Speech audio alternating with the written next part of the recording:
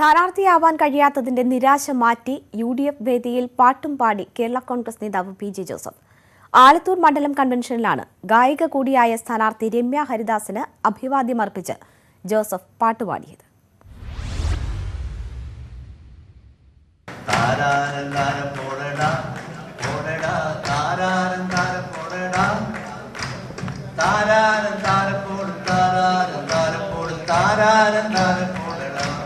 കോട്ടയം സീറ്റും തർക്കവും സ്ഥാനാർത്ഥി മോഹവുമെല്ലാം തൽക്കാലം PJ ജോസഫ് മറന്നു.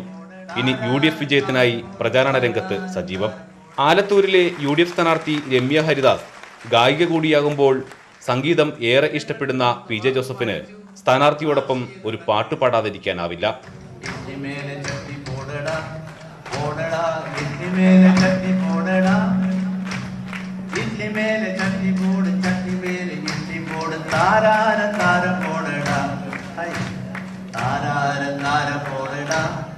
എന്നാൽ രമ്യ ഹരിദാസ് പറയുന്നത് പാടുന്നത് തൽക്കാലം നിർത്തി എന്നാണ്.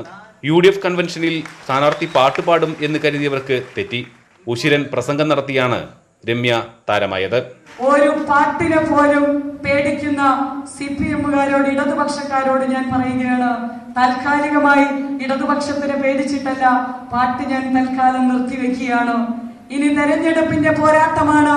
തെരഞ്ഞെടുപ്പിന്റെ പോരാട്ടത്തിൽ കൃത്യതയോടും ചടുലതയോടും കൂടിയ ഐക്യജനാധിപത്യ മുന്നണിയുടെ നേതാക്കന്മാർ കാണിച്ചു തരുന്ന വഴിയിലൂടെ, പാതയിലൂടെ, മാർഗനിർദ്ദേശത്തിലൂടെ ആലത്തൂര് തിരിച്ചു പിടിക്കുക എന്നുള്ള ഒരേ ഒരു ലക്ഷ്യത്തിനാണ് ഞാനും നിങ്ങളും ഇറങ്ങി തിരിച്ചിരിക്കുന്നത്.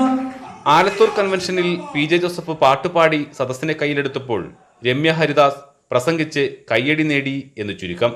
ന്യൂസ് 18 പാലക്കാട്.